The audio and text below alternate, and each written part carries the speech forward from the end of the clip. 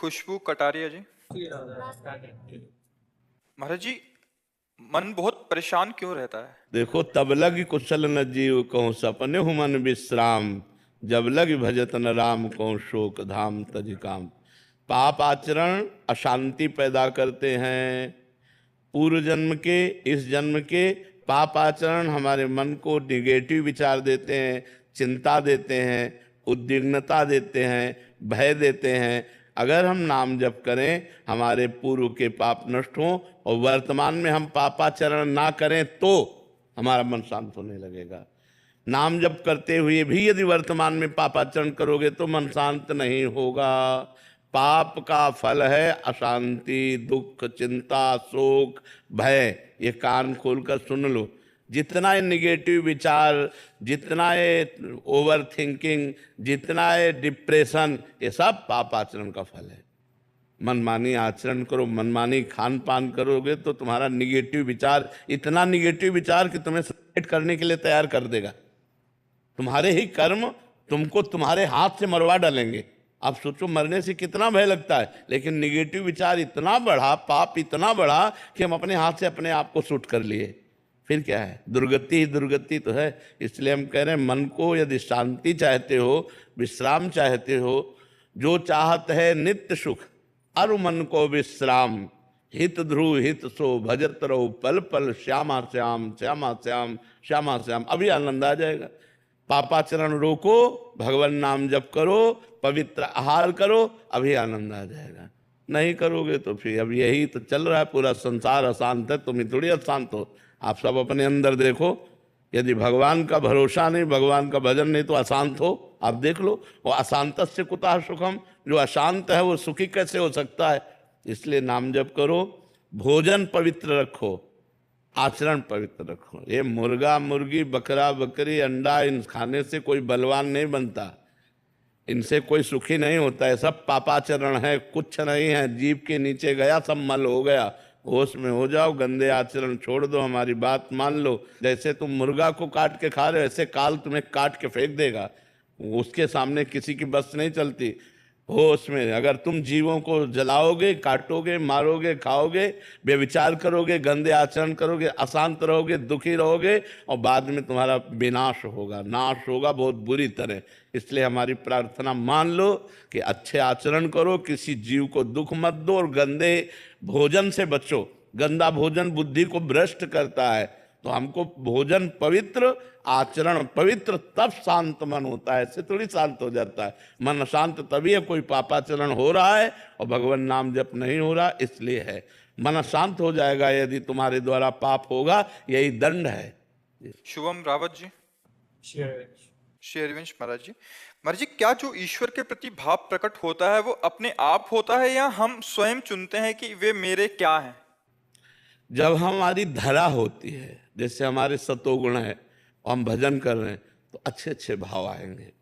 अगर हमारा रजोगुण बढ़ गया तो भोग भाव आएंगे, गंदे भाव, भोगने वाले, जो इंद्रियों के भोग संबंधी हैं। और यदि तमोगुण तो निद्रा, आलस्य, प्रमाद, हिंसा, द्वेष, ऐसे भाव आएंगे। तो ये तीन गुणों के अंतर्गत अभी भाव आ रहे हैं। अभी त्रिगुणातीत थोड़ी भाव आ रहा है। सत्वगुण हुआ तो अच्छे भाव आ गए, रजोगुण हुआ भोग भाव आ गए, तमोगुण आया निद्रा, आलस्य, प्रमाद आ गया, द्वेष भाव आ गया, हिंसा भाव आ गया। ये गुणों के अंतर्गत चल रहे हो, अभी कोई गुणातीत थोड़ी हुए।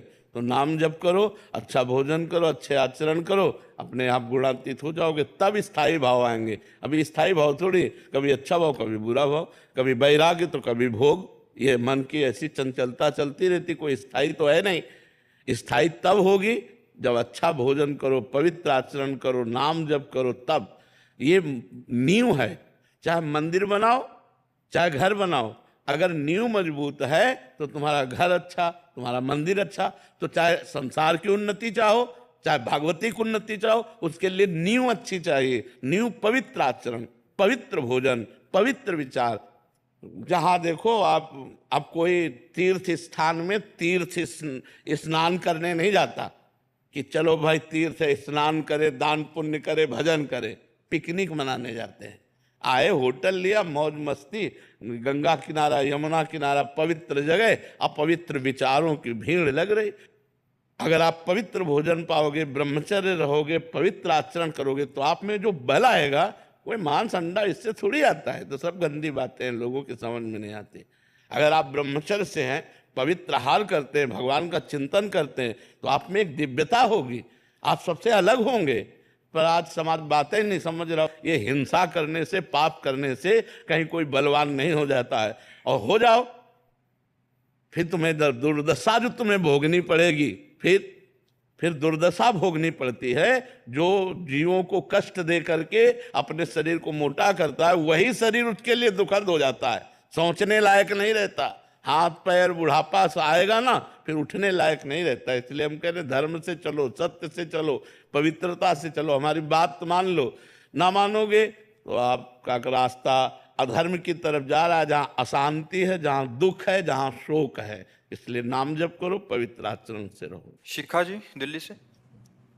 राधे राधे महाराज जी। महाराज जी, मेरी भी दोनों किडनियां खराब है, कहीं ना कहीं मैंने इसको स्वीकार कर लिया है। महाराज जी ये कह रहे हैं कि आप विचलित हो जाते हैं जब शरीर बिल्कुल साथ नहीं देता। नाम जप करने का तो प्रयास कर रही हूँ, बट आपका प्रवचन सुनती हूँ तो ठीक रहती हूँ। फिर महाराज जी इस स्थिति में महाराज जी कैसे? देखो किसका है, एक बार तो ये स्वीकार करना कि मुझे मरना है, ठीक है, राइट टाइम मरना है, जब मरना है, बीच में मरना नहीं। और राइट टाइम में मरने के लिए किडनी हो या ना हो, दोनों बात समझो। किडनी स्वस्थ है तो राइट टाइम जो तुम्हारा है उसमें मरोगे कि नहीं मरोगे, और किडनी अस्वस्थ है तो भी उसी में मरोगे। हमें चिंता क्या करनी है, उचित औषधि लेते रहिए। जो रोग के अनुसार हमें खान पान है उसका थोड़ा संयम रखिए, और नाम जप करते रहिए, प्रसन्न रहिए। मरना 100-200 बार तो है नहीं, एक बार मरना। जिसका जिस समय मरना लिखा है उसी समय मरेगा। हमसे कई लोग कहते हैं किडनी बदला लो। अगर हमको 80 साल तक जीना तो हमारी यही किडनी हमको 80 साल तक जिलाएंगे। और अगर नहीं जीना है तो चाहे पूरी किडनी की माला पहना दो, उसी दिन मरेंगे जिस दिन मरना है। क्या चिंता करनी यार, बचपन से जो ज्ञान प्राप्त करते रहे, अब हम ये डर जाए किडनी हमारी फेल हो गई, मृत्यु आएगी, डर ये नहीं है। ये सब प्रपंच नहीं, नाम जप करो। हाँ, उस किडनी के अनुसार भोजन करो, डॉक्टर से जानकारी ले लो जो भोजन है, तो उससे परेशानियां कम होंगी। और नाम जप करो, जिस दिन जाना है उसी दिन जाना, और इसका नाम मृत्यु लोग है। सब मरेंगे, तुम्हें थोड़ी मरना है। शरीर को तत्कालिक कष्ट जो होता है, अरे भयानक कष्ट है हमको इस समय, तुम्हारे सामने भयानक कष्ट है, लेकिन हम भगवान के हैं इसलिए हम मुस्कुराते रहते हैं। कभी भी शिकायत नहीं करेंगे। अरे प्यारे, जो तूने दिया दुख या सुख सराह सराह करके उससे हम भोगे। प्यार करो भगवान से तो अभी मस्ती आ जाएगी, शरीर से प्यार करोगे तो क्या है, फिर तो रोना ही पड़ेगा। भगवान से प्यार करो, अभी मस्ती आ जाएगी। हम मस्त क्यों रहते हैं? क्योंकि प्रभु से जुड़े हैं। अगर अभी हमारा निगेटिव चिंतन हो जाए तो अभी हम डाउन हो जाए, अभी निगेटिव आ जाए तो अभी हम परेशान हो जाए। हम सोचते ही रहे राधा राधा राधा राधा राधा, मस्त रहते। वही हम तुम्हें सिखा रहे कि भगवान का नाम लो और उचित भोजन, पवित्र आहार करो, जिससे आपको रोग अपना प्रभाव दिखा के प्रभावित न कर पावे। और औषधियाँ लेते रहो, जैसे डॉक्टर बताएं। जब डायलिसिस का नंबर आवे डायलिसिस हो, जब मृत्यु का नंबर आ जाएगा तो मृत्यु हो जाएगी। क्या चिंता करना यार, एक बार मरना है, सबको मरना है। इसका नाम ही है मृत्यु लोक। यहाँ सब मरना ही है, अपने अपने समय पे सब मर जाएंगे। तो हमारा जब समय आएगा तो हम चले जाएंगे। बस राधा राधा जपो, अच्छे कर्म करो, दूसरों को सुख पहुंचाओ। महाराज जी जो ग्रस्त में है वो कह रहा है एक तो शरीर का रोग, दूसरा परिवार की चिंता, तीसरा है कि कहाँ से धन आएगा। तो इतनी सारी चिंताएं होती हैं महाराज जी। आप तो बाबा जी हैं ऐसे। तो तुम्हारे पास तो कोई है रोने वाला, हमारे पास तो कोई रोने वाला नहीं था।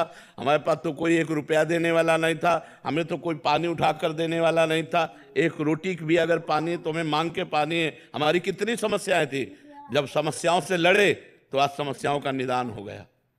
पूरे जीवन में 8-8 दिन 10-10 दिन भोजन नहीं। किडनी आज से थोड़ी खराब है, कितनी समस्या। 1800 की दवा लिखी गई तो 5 पैसा नहीं हमारे पास, 1800 की बात क्या। और आज मालिक की नजर हो गई तो आप देख लो, सैकड़ों दुलार करने वाले लोग हैं। अपने आप मालिक व्यवस्था, तो मालिक की शरण में हो जाओ, व्यवस्था कर देगा।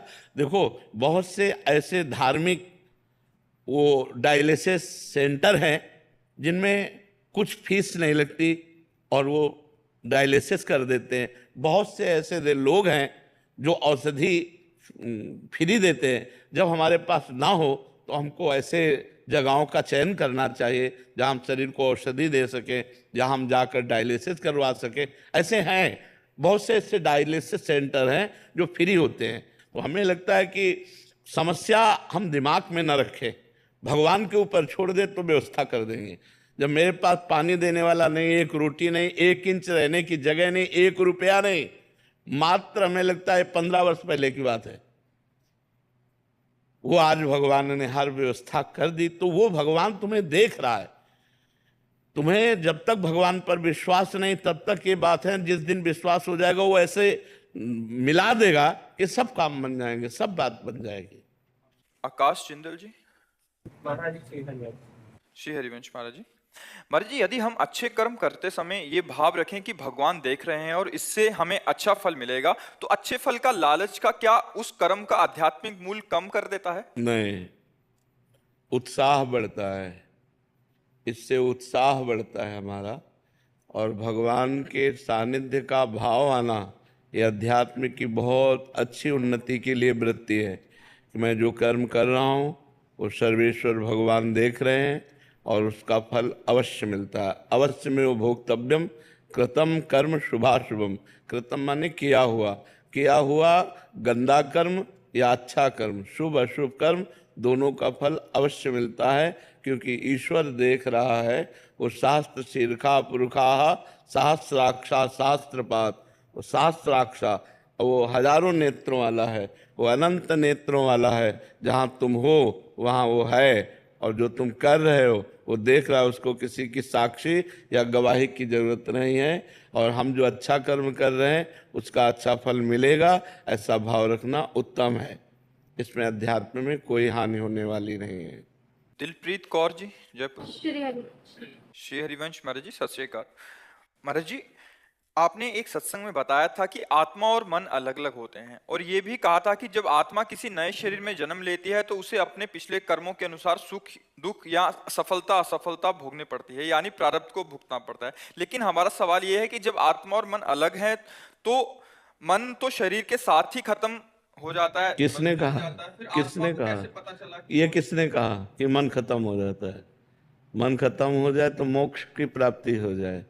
स्थूल शरीर छूटता है, मन सूक्ष्म शरीर में है। सूक्ष्म शरीर कारण शरीर को लेकर आत्मा जाता है। वही नए जन्म में तो पूरा का पूरा सृष्टि का जितना भी संचालन है उसमें जो गुण के कर्म दोष हैं, जो प्रारब्ध भोग, मन ही तो भोगता है। आत्मा तो निर्लेप निर्विकार सच्चिदानंदमय है। उसे कौन भोग या कौन सुख या कौन दंड छू सकता है? नयनम छिन्दन्ति शस्त्राणि नयनम दहति पावका न चैनम क्लेदयन्त्यापो न शोष्यति मारुता। आत्मा को अग्नि जला नहीं सकती, वायु सुखा नहीं सकता, जल गीला नहीं कर सकता, अर्थात वारुणेय अस्त्र आग्नेय अस्त्र ये सब प्रयोग में नहीं आ सकते, आत्मा तक नहीं पहुंच सकते। तो ये जो सुख दुख का भोक्ता मन है यही बार बार आत्मा के साथ जन्म मरण लेता है। और यही मन जब भगवान में लीन हो जाता है तो वो भक्ति को प्राप्त हो जाता है, और जब आत्मा में लीन हो जाता है तो मोक्ष को प्राप्त हो जाता है। जब तक ये लीन नहीं होता तब तक ये जन्म मरण चक्र चलता रहता है। विषयों का चिंतन करने से मन बंधन युक्त, और भगवान का चिंतन करने से मोक्ष युक्त होता है। तो विषय चिंतन से मन को हटाकर जब भगवान में लगाते हैं तो मन अमना हो जाता है, कोई कामना नहीं रहती। सकल कामनाहीन जे राम भगत रस लीन, जो भगवान की भक्ति के रस में लीन है उसे फिर कोई कामना नहीं। निज सुख बिन मन होई कि थीरा। जब अध्यात्म सुख मिलने लगता है तो बाह्य सुखों का त्याग हो जाता है, तब मन लीन होता है। इससे मन थोड़ी नष्ट होता है, मन नष्ट होने वाली वस्तु नहीं। इंद्रियाणाम मनश्चास्मि, भगवान कहते हैं इंद्रियों में मन मैं हूँ। वो भगवत स्वरूप है, विषय चिंतन करने के कारण मलिन हो गया है। भगवत चिंतन करके निर्मल करो, कृष्णमय हो गया मन, मन ही कृष्ण हो गया, क्योंकि कृष्ण है इंद्रियाणाम मनश्चास्मि। समझ पा रहे आप?